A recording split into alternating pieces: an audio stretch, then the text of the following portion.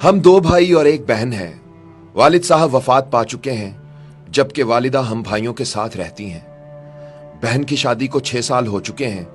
इन 6 सालों में मैं कभी अपनी बहन से मिलने उसके घर नहीं गया। ईद शब बारात के मौका पर भी नहीं। सिर्फ माँ ही कभी कभार उससे मिलने जाती है। मेरी बीवी एक दिन मुझे कहने लगी, आपकी बहन जब भी आती है उसके बच्चे घर का हाल बिगाड़ कर रख देते हैं, खर्चा डबल हो जाता है। और तुम्हारी माँ हमसे छुपकर कभी उसको साबुन देती है, कभी कपड़े और कभी सर्फ के डब्बे और कभी तो चावल का थैला भर देती है। अपनी माँ से कहो ये हमारा घर है, कोई खैरात सेंटर नहीं है। यह सब सुनकर मुझे बहुत गुस्सा आया, क्योंकि मैं मुश्किल से घर का खर्च पूरा कर रहा था और माँ सब कुछ उठाकर बहन को दे देती थी।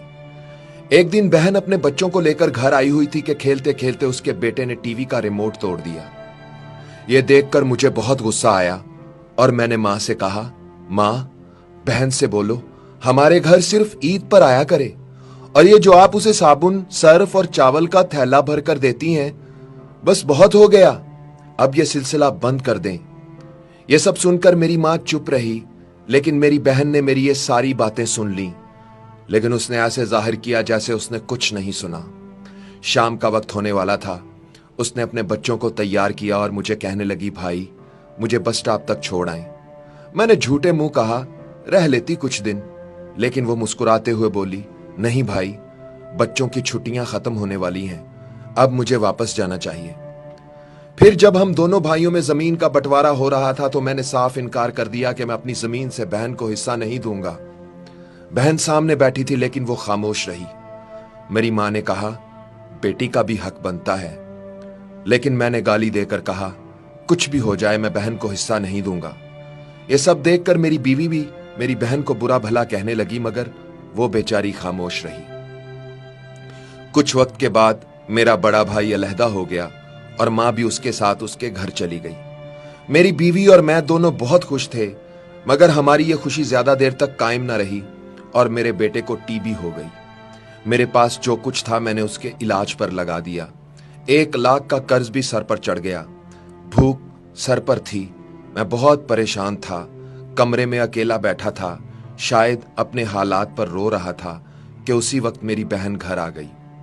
बीवी ने मुझे बताया तो मुझे सख्त गुस्सा आया और मैंने कहा, पहले ही वक्त मुश्किल चल रहा है, ऊपर से ये मनहूस भी आ गई है। मैंने बीवी से कहा, कोई जरूरत नहीं गोश्त या बिरयानी पकाने की। थोड़ी देर बाद बहन डरते डरते मेरे कमरे में आई।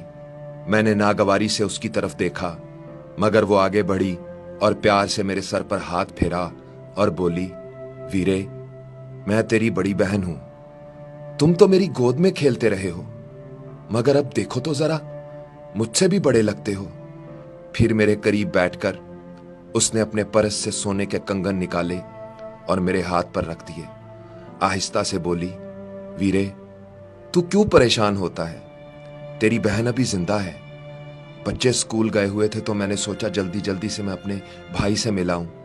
भाई ये कंगन बेच दो, अपना खर्च चलाओ और बेटे का इलाज करवाओ। फिर वो आहिस्ता से बोली, भाई तुझे कसम लगे किसी को मत बताना कंगन के बारे में। फिर उसने मेरा माथा चूमा और 1000 रुपए मेरे हाथ में थमा दिए। मैंने देखा वो 100 50 के नोट थे। शायद वो मेरी बहन की कुल जमा पूंजी थी। वो जाने लगी तो मैंने उसके पैरों की तरफ देखा। उसने टूटी हुई जूती पहनी हुई थी, पुराना सा दुपट्टा ओढ़ा हुआ था। जब भी आती थी वही दुपट्टा ओढ़ कर आती। फिर वो चली गई।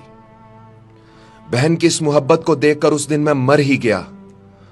हम भाई कितने मतलब परस्त होते हैं ना, बहनों को पल भर में बेगाना कर देते हैं, और बहनों से भाइयों का जरा सा दुख भी बर्दाश्त नहीं होता। मैं कंगन हाथ में पकड़े रो रहा था और सोच रहा था, बेचारी अपने घर में ना जाने कितने दुख सह रही होगी।